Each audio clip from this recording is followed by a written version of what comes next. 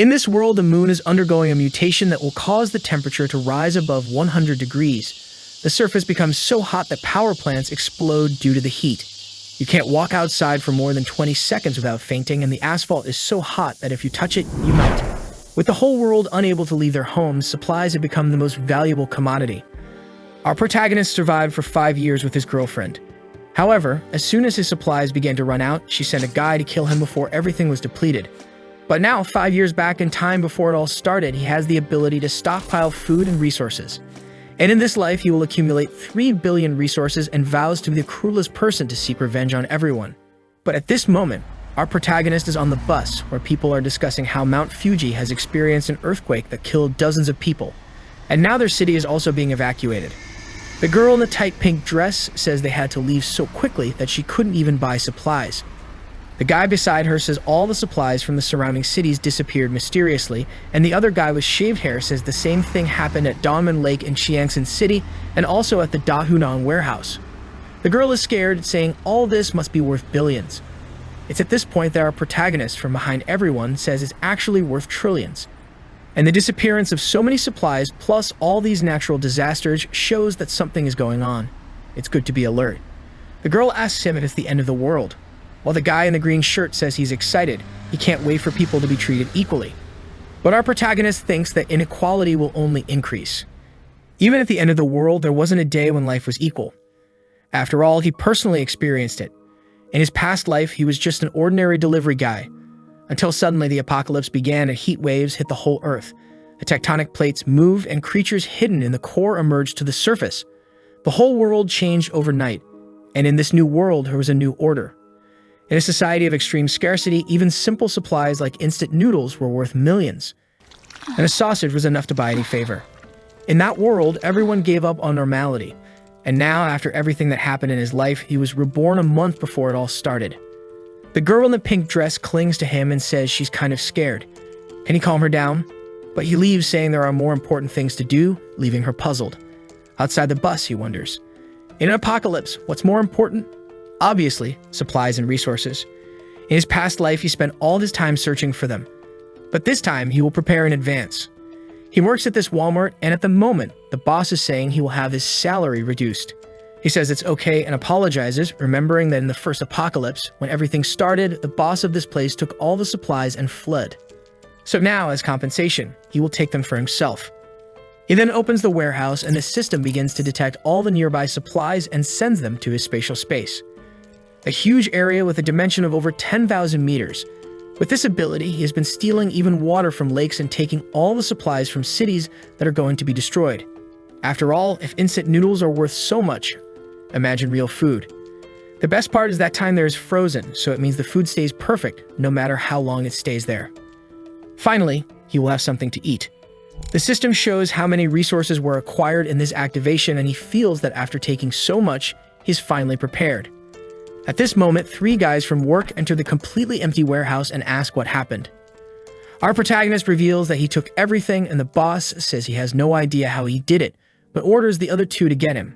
But the moment they approach, he takes a step back and mysteriously disappears into thin air. They stand there puzzled, wondering where he disappeared to, while he reappears outside. This is his second ability, Spatial Jump. Using his spatial power, he can teleport up to 3 meters away. With this, he can gather supplies much more easily and escape without a fuss. He tosses his uniform in the air, declaring the collection complete.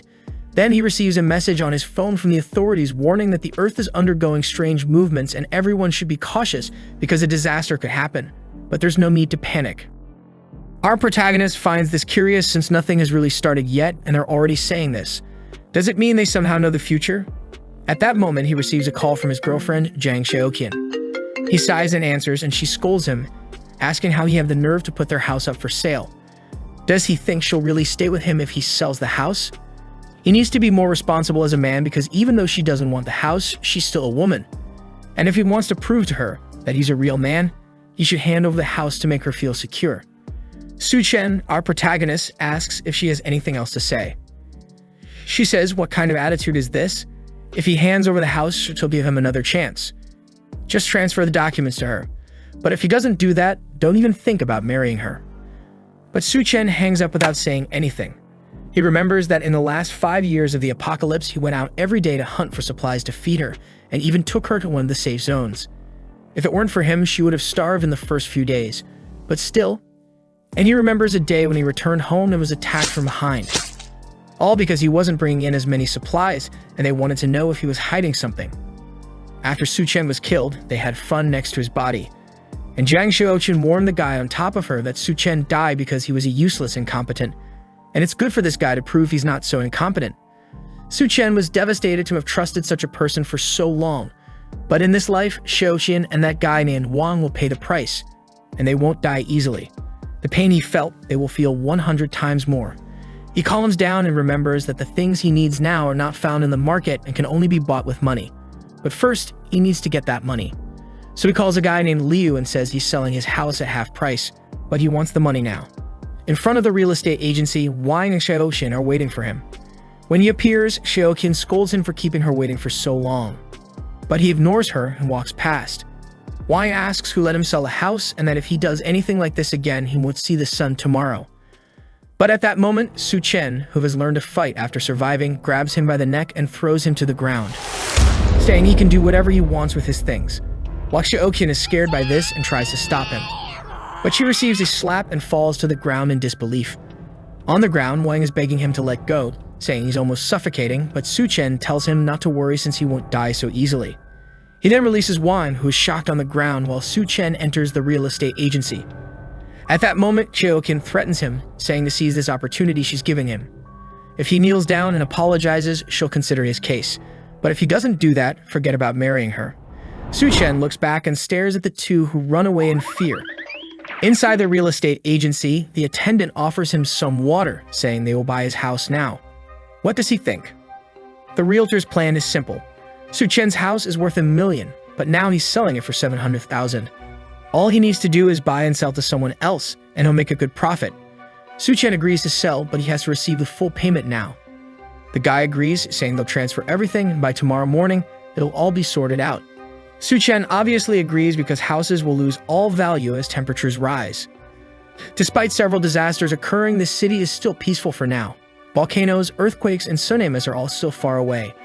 Walking down the street, he sees a poster advertising quick loans. He decides to go there with his house certificate. Upon arrival, he's shocked to see it's the older brother of the guy who just beat him up, knowing this guy will die in the jaws of a monster in the first few days. The guy says he can lend him $500,000. He just needs to leave the house certificate. Su Chen hands over the certificate, saying he wants another $100,000 and promises to win it all back at the casino in a week. The seller likes hearing this and thinks this kid must be one of those gamblers who would sell even their relatives if necessary. This way, he won't be able to pay, will keep the house, and he'll still have a lot of debt. With that, the guy agrees, and another $600,000 is transferred. Xiaoqun is angry along with Wang, saying he'll pay the price for this. As they were going to visit Wang's brother and Su Chen just came from there, they spot him. Wang wants to know what he's doing here, already grabbing his neck in fear, but they decide to follow him. Su Chen remembers that several buildings will collapse because of the tsunamis. But this hotel in the Green City has withstood all disasters until the end. He knows the presidential suite is well equipped and even has a pool. Maybe it's a good place to use as a base for a while. Even at the end of times, this place continued to have food for a long time. He is then greeted by the attendant Liu Xinru, who asks what she can do for him. Su Chen says he wants 1,000 tables for a banquet, startling her. She offers some table options, thinking this kid must be the son of someone very rich. He says he'll want the table that costs 10,000 each and will make a deposit of 500,000. When everything is settled, he'll make the rest of the payment. She is somewhat incredulous, but says to follow her to make the payment, thinking that even though this payment of his may not be much, someone who easily spends 500,000 surely has more to spend, so it's best to facilitate the process. Entering the room, she asks if he's getting married. He says yes, and all this is for a wedding, and he also wants the presidential suite. Sometime later, he's leaving the hotel all happy. He got over 10 million in food, spending 500,000 with the advance deposit. And it doesn't matter about the rest, since when the apocalypse begins, the ice blocks he'll have will be worth billions. Watching him leave, she thinks whoever marries him is a lucky girl. At that moment, Xiaoqun appears and asks what that person was doing. The attendant asks who she is, and she says she's Su Chen's girlfriend. The attendant then says her boyfriend ordered a banquet for over 1,000 people and paid 500,000. To have a boyfriend like him, she's really lucky. However, the attendant is looking and thinking this girl is at most a 7. But she has a good body. Why do rich guys always like women like this? Xiaoqian and Yang are shocked. A $10 million banquet? The attendant says it's the case and that maybe she hasn't realized, but many rich people do this. They get into relationships and hide all the money they have until the day of the wedding. Xiaoqian starts to believe this, and Wang thinks it's impossible for that loser to have so much money. However, the attendant shows that she received the transfer of 500,000. On the street, Wang is asking Xiaoqian, who is he going to invite to a 1,000-person banquet? Now Xiaoqian is confident, saying, "You really don't understand, do you? He's trying to introduce me to the circle of millionaires he knows. Only then will he reveal my identity." Wang is wanting to become a mountaineer and venture into the mountains, but she slaps him. Thinking that she has to create as many opportunities as possible to stay with that loser while imagining herself as a wealthy lady in a chair being pampered, her eyes sparkle. She never imagined this scenario. She'll definitely have to marry Su Chen the loser, and that's too good. Meanwhile, Su Chen is just tallying up what he's done.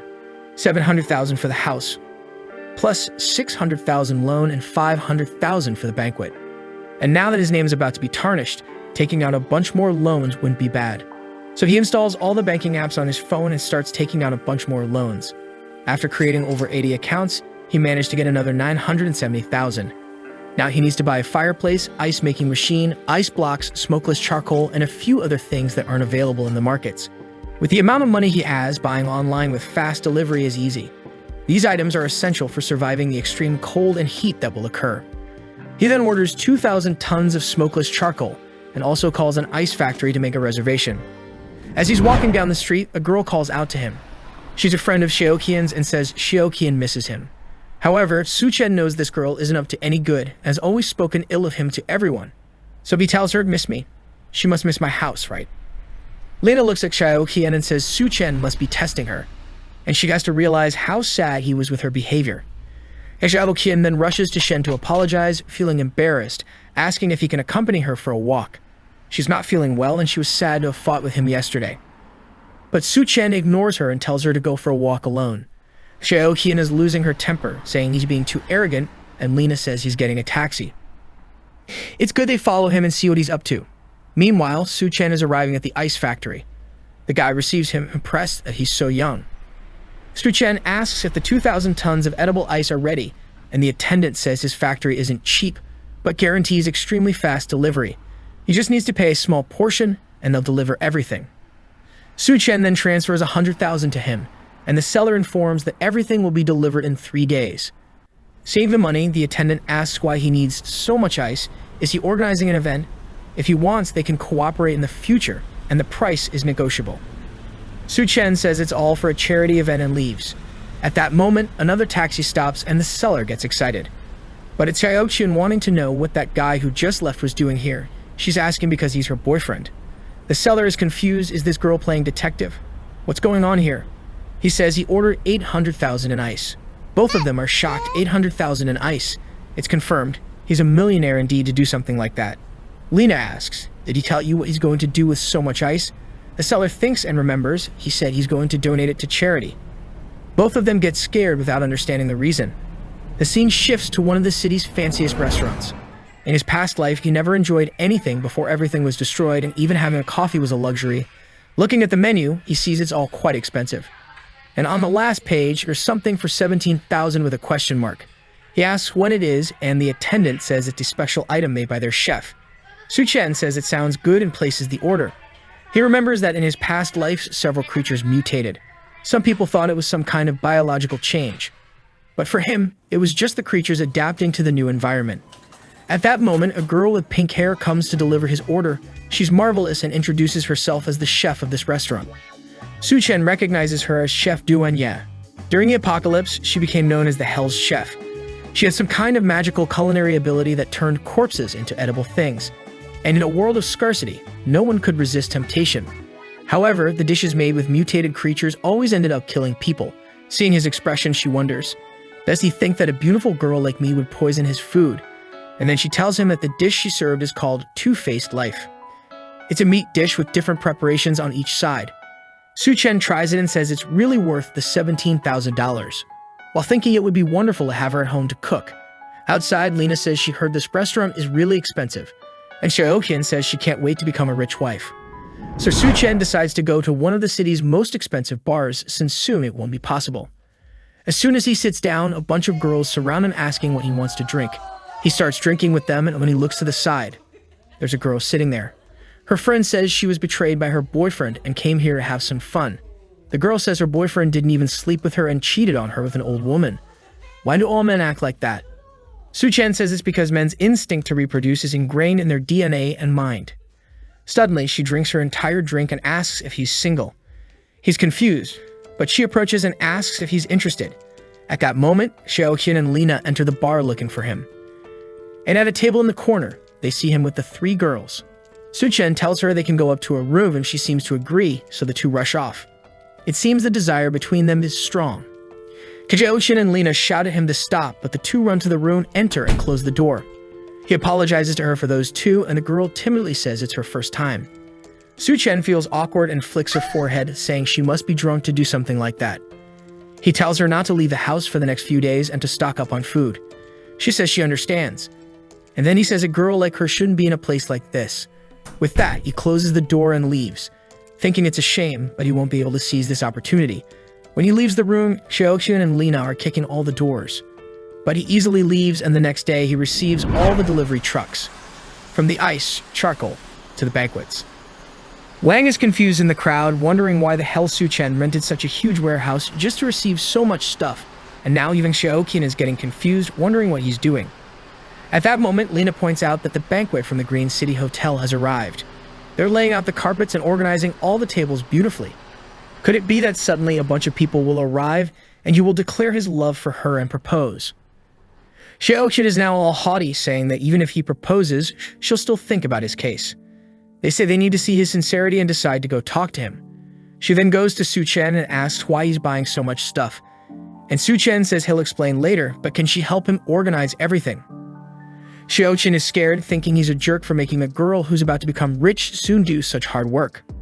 Lina says it must be some kind of test to see if she's qualified to become a rich girl, and at that, Xiaoqian changes her attitude and says she's not that weak type of woman. She knows how to be delicate but also knows how to work and starts carrying the boxes. But she's dying of anger, saying that when she becomes a rich woman, Su Chen will pay. At that moment, Lina comes to try to seduce him, saying she'll help carry the boxes. In her mind, she's sure that someone as rich as him won't have just one woman, right? As long as she shows a bit of what she has to offer, she might at least get to enjoy a little. Meanwhile, Su Chen is thinking he can't lose free labor like this. After all, with so much ice and tables to set up, they'll need some help. Some time passes and they finally finish everything. Xiaoqian is dripping with sweat and her legs are shaking. She says she's been carrying stuff since morning until now. As soon as she becomes his wife, she'll make sure to take all his money. Lina, lying on the ground, is also finished, saying that the damn guy really made them carry those heavy ice boxes. Xiaoqian says enough of this test, he has to propose to her right away and start the party or the guests will arrive. And Lina says he needs to hurry up because the food is getting cold. Meanwhile, Su Chen gives a good amount of extra money to all the delivery guys who thank him from the bottom of their hearts. At that moment, Xiaoqian comes and asks, Su Chen, don't you have something to tell me? Su Chen says yes, he thanks her for the help, but unfortunately, there's no payment for them, so they can leave now. Xiaoqian is shocked and tells him to stop joking. The guests are already arriving, not to mention there are 1,000 tables. Why doesn't he just reveal that he wants to marry her so they can have a good life? Su Chen looks back and says that's impossible for him. After all, he's already sold the house and accumulated a bunch of debts. They surely want to marry him.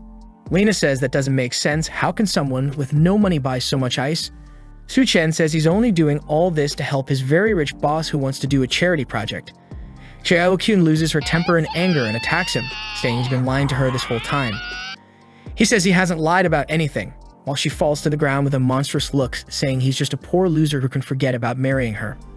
Su Chen says he's not interested at all, and she angrily leaves, saying he's a bastard and will regret it. When they both leave, he thinks they'll regret it once the apocalypse starts. He then closes the warehouse door to start storing everything in his space. With that, all preparations are finally ready. Back at the hotel with Wang DeHai, the guy he borrowed money from. Wan Hoyu pulls Xiaoqian aside and tells her not to pay attention to that loser Su Chen anymore. She should stick with him all the time anyway. She's gnashing her teeth, saying she's looking forward to his performance tonight. And Wang tells her not to worry, he'll ask his brother DeHai to deal with that guy for her. Yahello thinks that Wang isn't really that bad after all, plus he has his influential brother. He's definitely better than that loser. Just then, Su-chen says she really throws herself at anyone. She's startled and asks what he's doing there, while Wang points at him and tells his brother it was this guy who hit him. DEHYDRATED says he didn't expect it to be this guy here, and Wang asks if he knows that guy. DEHYDRATED explains that this kid borrowed 600,000 from him and has to pay it back by tomorrow. Wang says that's perfect, they can settle these two things. While Yahello is now happily saying she really got rid of a loser, especially one who owes money to DEHYDRATED's brother. Su-chen says it really is impossible to have a good meal in that place, and DEHYDRATED reminds him that the payment date is tomorrow. Why is he here in this hotel acting like everything's fine? Wang shouts at his brother not even to talk to this guy since he hit him. Shinru then appears and asks what's going on and if they can resolve it. DEHYDRATED says if she forces that kid to kneel down and apologize, they can let it slide for today. She then asks Su-chen what's going on. He says it's just some pests bothering him. DEHYDRATED then bangs on the table, saying he was only calm because his payment is due tomorrow. But from afar, a guy with a goatee asks what's going on and who let him cause trouble here. Su-chen and DEHYDRATED recognize this guy as Gao Kang. DEHYDRATED starts apologizing, asking what he's doing here. Gao Kang says he has important matters to discuss here today, and it's not for him to cause trouble. DEHYDRATED knows this guy is an entrepreneur but is involved in various underworld activities, and he has a lot of people under his command, so it's really not good to go against him. And with that, he apologizes, saying he'll come back later. Su-chen recognizes this guy as Skull Crusher. And in the apocalypse, this guy became one of the most powerful forces, and he even had the boss of Hell working for him. Su-chen remembers that this hotel was one of the first places where some people with powers appeared, and maybe he got so strong because of something that will happen here. Gao Qiang stares at him while Su-chen thinks whatever opportunity arises in this hotel, he'll seize it. Sometime later, Gao Qiang is taking Duan Ya to meet someone named Mr. Sun, and she asks what this guy wants to discuss with her. Mr. Sun says he was looking forward to meeting the wonderful Miss Duan and then serves her a drink. Duan Ya realizes there's something wrong with that glass, clearly containing some kind of drug. While Su-chen remembers in his past life he hid in the basement with Xiaoqiang and barely survived.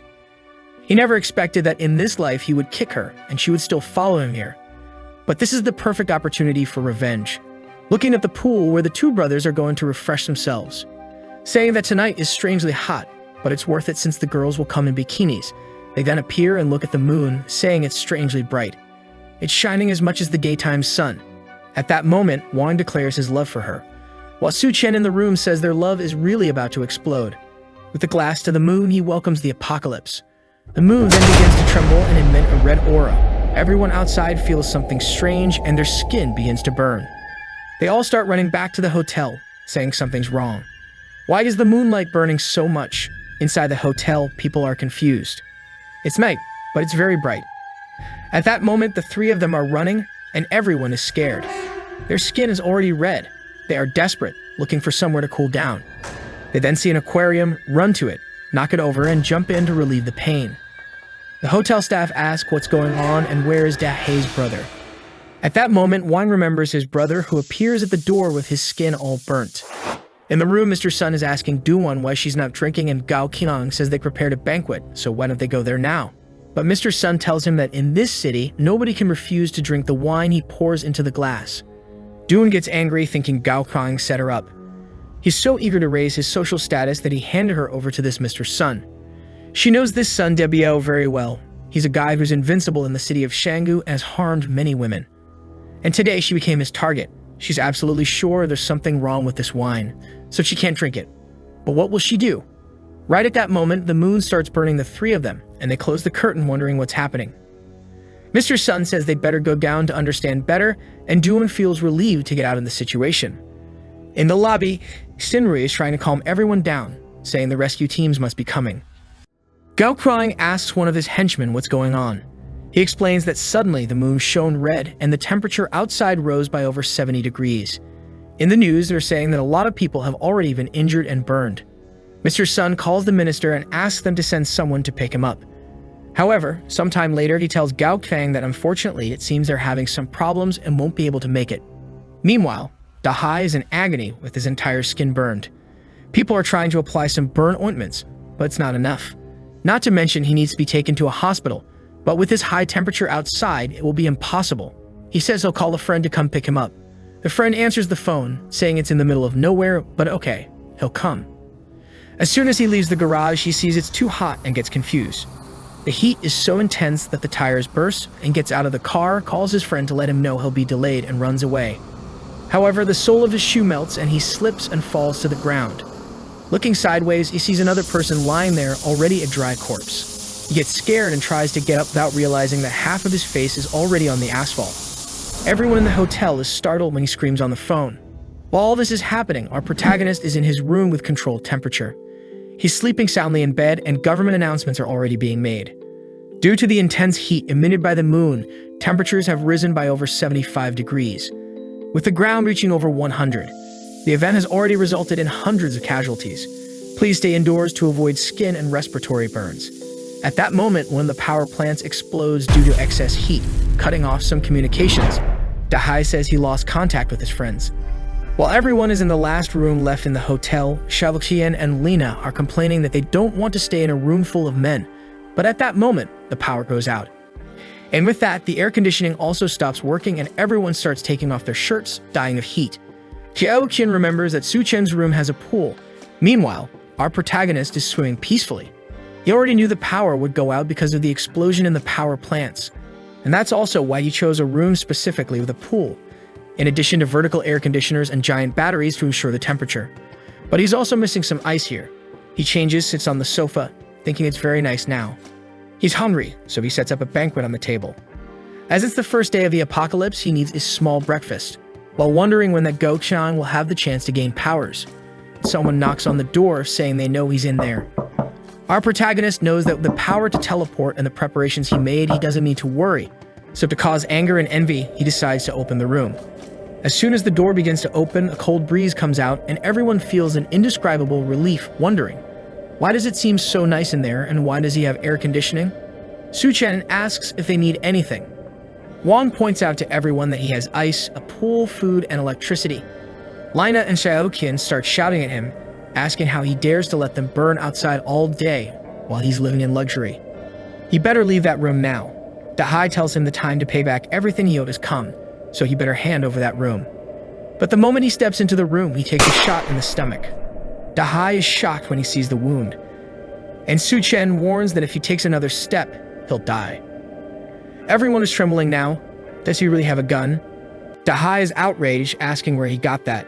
But another shot is heard in the room, and everyone is scared when DEHYDRATED falls to the ground, now with a wound in his leg. Su Chen points outside, saying whoever wants to die can stay there, and he'll give them 3 seconds. Whoever is in his line of sight will go to the next life. Meanwhile, Gao Chang is talking to Xinru, asking how is it possible for such a large hotel not to have any food. She apologizes, saying they recently had a banquet for over 1,000 people, and the ingredients and food were scheduled to arrive today. At this moment, Mr. Sun, pouring water over his body, commands her to bring all the water and food she has right away. Families start to become outraged by the water waste he's causing, and a war breaks out in the lobby. Just then, DEHYDRATED arrives with his injuries, and everyone warns that Su Chen shot someone. Seeing the wound, Gao Chang wonders, is there someone with a gun in this place? Seems like there's a tough guy living upstairs. Xiaoqian then informs everyone that Su Chen's room has electricity, air conditioning, and even a pool. People surround her, asking if she's not lying, if she's sure. She affirms they can believe her. He even has an ice cube and plenty of food. So everyone decides to go to his room. Meanwhile, Gao Chang sends one of his henchmen to take a look as well. Once again, he opens the door, asking what they want, and everyone feels the refreshing cool air touching their skin. It seems like paradise in there. The crowd outside pleads for him to be kind and take care of the elderly, stating that since it's a hotel emergency, he should share everything he has with everyone. The chubby little boy spots some fried chicken and jumps to grab it. However, he's stopped with a kick to the belly and is sent flying. Su Chen warns the parents to take care of the kids or he'll have to do it for them. People are outraged, asking how he dares to hit a child. He's truly a murderer and doesn't deserve to stay in that room. Everyone starts to enter. However, at that moment, he shoots the guy in the back who falls to the ground. Su Chen warns that he may be alone, but everyone there only has one life. He knows the situation seems dangerous, but at any moment, he can jump through the portal and disappear. Downstairs, Wang is furious. After his brother suffered 2 gunshot wounds, the crowd threw his body out because he was already dying and decomposing. Wine is saying they have to kill that damn Su Chen. Meanwhile, in Su Chen's room, Xiaoqian and Lina are sweating and dripping with heat as they're asking to come in, saying they're sure he wouldn't have the courage to shoot them, and that they love him very much and are sure he loves them. If he lets them stay there for a little while, they promise to join him in a 2-against-1 adventure all night long. Su Chen says that since they want to work together so eagerly, he'll let them in. They're all happy and disbelieving, but suddenly, Wang passes between them, hitting them, saying he'll kill him. When he's about to touch Su Chen, he takes a blow to the face, collides with the two, and everyone falls to the ground. Seeing Wang beaten in their arms, they're afraid to enter the room, and Su Chen says, "Just go away from here." They leave, and he says he's just playing for now, but if anyone tries anything, the artillery robot he has installed would sort everything out in seconds. Tanks are seen outside the hotel, and everyone believes it's the rescue team. They leave armed and wearing protective clothing. Upon entering the hotel, they ask if someone named Liu Xingo is there. The guy introduces himself, and they then tell him to put on the insulation suit and come with them. Everyone asks to be rescued together. However, the soldier assures them to stay calm. The rescue operation will take place tonight at midnight in Silicon Valley Square. The residents celebrate, saying the government really hasn't abandoned them. Meanwhile, Mr. Sun says he'll pay $1 billion if they take him now. However, he's restrained by one of the soldiers who tells him not to interfere with the operation. Mr. Sun tells Gao Kang to do something, but clearly, with so much aimed at him, there's no way. At that moment, Xiaoqian grabs one of the soldiers and says there's a killer living upstairs, and Lina says he's already killed a bunch of people and will soon finish everyone here. They need to save the people in the hotel. A soldier named Xiao Feng then says he'll take a look, and his friend tells him to be careful and not act impulsively. He takes his gun and starts climbing the stairs toward the room. While Xiaoqian is thinking this is the perfect situation. As soon as this guy kills Su Chen, she'll steal that room for herself. Xiao Feng cautiously walks down the hallway, observing every corner until he notices a camera looking at him. Suddenly, Su Chen opens the door and throws a flashbang. Before he could understand what's happening, it explodes in his face, blinding him. A sleeping gas falls at his feet, and when he crouches, Su Chen appears from behind and hits him on the head. Sometime later, he wakes up in the room, not understanding what's happening and why it's so cold. Su Chen tells him, "Your name is Luke Xiaofeng, and you're a captain of the Special Forces. Now that you're awake, let's talk." Xiaofeng looks around at the ice cubes and asks what's going on here, who he is, and where he got those grenades and weapons. Su Chen says he's just a regular guy who just graduated, and he got those weapons on a trip to the Middle East. Su Chen then asks if the government set the rescue points for tomorrow morning, and Xiaofeng is surprised by the fact that he already knows that information.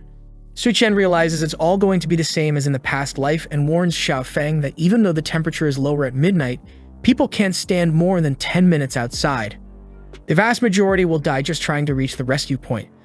Xiaofeng says they have no choice since many people are starving in their homes who can't stand the heat anymore. Their only chance is to reach the rescue point, and since it's difficult to modify the vehicles, there's no time to rescue everyone indoors. At least if they put some blankets over their heads, maybe they can make it. Su Chen then suddenly puts his hand on his shoulder and points the gun. Xiaofeng asks him to calm down and says all he wants is to at least warn everyone to go with blankets. Su Chen then cuts the rope and says he's free since he respects the fact that he's saving lives. But it's good he doesn't try to come in here again. Xiaofeng asks if he's not afraid he'll come back with other people, but Su Chen shows him there's no need to be afraid. And Xiaofeng recognizes it right away. It's a camera with facial recognition and a built-in automatic machine gun. He wants to know where Su Chen got it, but Su Chen says he already said the Middle East. Now he better leave the room because he doesn't have time to deal with this anymore. Xiaofeng accepts and leaves back to the tank. Mr. Sun gets angry, thinking that not even the damn soldier could deal with the guy. He hits Gao Qian, saying he really can't do anything. Gao Qian's henchmen ask if they really won't do anything and will tolerate this guy. Gao Qian explains that after everyone is rescued, they'll still need the connections. It's dangerous to act now. At that moment, Su Chen appears and says, "In times of chaos, you're still dreaming of restoring order." The henchman gets angry, but Gao Qian tells him to calm down and asks why Su Chen came down. Su Chen then shows a bucket of ice, saying he came here to negotiate. The henchman tells Gao Qian it's good to kill that kid now and take everything he has in the room. But Su Chen points the gun, and the guy gives up the idea. Gao Qian then says they should talk business, and he hands over the edible ice to both of them. When they eat it, they're impressed with how delicious it is. Gao Qian now also wants to kill Su Chen to take everything he has. But first, they'll meet his demands. At that moment, Mr. Sun kicks him in the stomach, saying he's a damn liar for hiding those ice cubes and starts stepping on him, saying if he hides anything else, he'll die. Gao-kun is losing it, and Mr. Sun sees Du-won sitting, saying she's a very modest girl. Everyone is about to die of heat, and she hasn't even had the courage to take off her clothes. But he grabs her arm, saying he's tired of seeing her attitude, and he's in the mood to do certain things, so she better follow him. Du-won slaps him in the face, calling him a bastard. But suddenly, Sun rips her shirt, saying for her disobedience, he'll take advantage first, and then everyone will do what they want. She falls to the ground scared, and he says she's sweating a lot and he's just doing her a favor. Until Gao-qian appears behind him, saying enough of this. Sun turns to say something, but Gao-qian punches him in the neck with a closed hand, breaking it instantly. He falls to the ground dead, and Gao-qian says Su-chen is right. Indeed, this place is already chaos and people like him have to die with it, and then warns that this place is now under his control. Whoever doesn't want to obey will go to the rescue point or die here. Upstairs, Su-chen observes, saying that apparently his words were effective. Gao-qian was already the boss of this place in the past lives, so he just sped things up. And with that, the two of them had already been thrown out. Gao-qian then starts drinking the ice Su-chen gave him, while Xiaoqian and Lina beg for a little peace, saying they'll do whatever he wants. He throws it to them, saying it's okay. He'll give them some, but they better obey any demand. His henchman asks if they're not going to the rescue point, and Gao-qian says it's too far. It's not certain they'll survive. The henchman asks why he wants these women if they're running out of resources. Gao-qian says it's all part of a plan to deal with Su-chen. At midnight, Lina and Xiaoqian try to leave, covering themselves with blankets, but the henchman comes and takes everything off them. Xiaoqian asks what he thinks he's doing, but the henchman warns that now that they've taken the ice, they'll have to stay with him for a while. Those who decided not to obey Gao-qian because he didn't provide supplies are trying to reach the rescue point. But even though it's midnight, the ground is much hotter than they imagined. They're trying to protect their feet with a piece of wood, but it makes it difficult to walk, and one of them stumbles. Upon contact with the ground, their hand and face melt, leaving the survivor behind to die. Meanwhile, DEHY's body, which was burning on the ground until now, wakes up with red eyes. From the balcony, Su-chen observes everything, remembering that in the past life, he almost died on this walk. Xiaoqian and Lina say they can do whatever he wants, but why don't they at least go to the room? The henchman says they're being too shy, there's no need to try to hide. But suddenly the glass shatters and the two chubby guys who were burned come running after everyone. Wang thinks they're zombies and asks if they'll turn too if they're bitten. Gao-qian says they need to figure it out, then grabs him by the neck and throws him to the two creatures. Wang's back is burned just by making contact with the creatures, and Su-chen appears with a blade, telling everyone to get out of the way. The henchman can't believe he wants to deal with these monsters, and Gao-qian is eager, thinking that as soon as Su-chen kills the two, he'll kill him and take everything from him. Su-chen knows that bodies exposed to heat turn into zombies, but they don't share any virus. You could say they're more like drought demons. The difference is that these demons retain some memories from their past life. Su-chen stands still, and Mr. Sun passes by him and goes towards Gao-qian. That's because he was killed by him. But Wang DEHY was killed by Su-chen and attacks him. However, seeing this situation, he's sure that the chance for Gao-qian to awaken some powers by killing Mr. Sun. So he goes in his direction and cuts off his chance. A purple crystal comes out of his body. And that's a kind of core that can evolve a human body. He grabs the crystal, jumps back, and pushes DEHY towards everyone. With that, he goes up the stairs and tells them to have fun. Gao-qian grabs the guy on the ground again and throws him towards the creature. Back in his room, Su-chen says these crystals are extremely rare. He puts it in a glass and drinks it since that's the absorption method. The body extracts the energy from the crystal and strengthens itself. His eyes turn red and he starts screaming while all his clothes burn. He falls on the ground on top of an ice block, while in the lobby, the drought demon has finished all their water. Now without anything to drink or eat, Lina wants to escape. But the henchman stops her, saying she's not going to run away. At that moment, Lina says they should use Xiaoqian. She was Su-chen's wife, and if they throw her at the door, it's certain he'll open it, and then they can try to steal something from him. The henchman says it's a great idea, and Xiaoqian says she'll help, but she wants to eat meat first. The henchman says there's no meat since the refrigerators have been off for days. Gao-qian looks at her and asks if she wants meat, then he has a solution. They restrain Lina, and he warns her that if she wants to, she'll have to do it. Xiaoqian is shocked, asking if he means they're going to eat her meat. While Lina is trembling, Xiaoqian is going towards her. Lina pleads, saying, "What are you doing? You're not going to do that, are you?" But Xiaoqian goes to her face and says she just betrayed her by talking about her being Su-chen's wife. Since she did that, she deserves it, and then strikes 3 times. Gao-qian and the henchmen are even scared to see how she did that without hesitation. Xiaoqian is going crazy, saying that when she's full, she'll go up and drink Su Chen's blood. The henchman looks at Gao Qian and asks if they're really going to do that. Gao Qian says to call the boss Duan quickly, or else they'll dry up. Meanwhile, in the room, Su Chen is jumping around with his new body. Not only is he more resistant to heat, but he's also more agile and strong. At that moment, he sees Duan at the door. Standing at the entrance, she's thinking it's getting crazy down there. She doesn't have a chance of surviving if she stays there, so she has to try her luck and use what's left of her value to get something here. Right at that moment, Su Chen opens the door naked, and she gets scared. She screams and he apologizes, saying it was unintentional. He was excited about some news. In the room, he then tells her that even though he has resources, it's limited and decides they just met and he can't accept her just because she's beautiful, right? He remembers that in the past life, she was a very smart woman. Furthermore, she formed a cooperative relationship with Gao Qian. However, even though he had thought about having her around, the atmosphere feels strange now. Duan then tells him that she's not just a cook, she's also a doctor who has been working as a surgeon for 3 years. She's thinking that his room is extremely well equipped. Not only does it have electricity, but it also has ice and food. She needs to demonstrate her worth to stay here. On the sofa, Su Chen acknowledges that being a doctor is indeed a good proposition. However, as she knows, resources are extremely scarce, and it's uncertain if they'll survive until tomorrow. Feeling uncertain upon hearing this, she says that as long as he doesn't kick her out of the room, she'll do whatever he wants. Upon hearing his proposal, Su Chen immediately states that this is her new home. She feels embarrassed, thinking she said that a bit hastily and unintentionally. Su Chen warns her that her only choice is to behave. If he catches her planning something behind his back, their relationship will end. Duan assures him that she understands and will never doubt any of his methods or determination. Su Chen then suggests that she can demonstrate her determination by undressing. She feels embarrassed and asks if he wouldn't rather have a like on the video first, since the chapters are over. I will bring you more. If you enjoyed, activate the cheeky little bell and I'm out.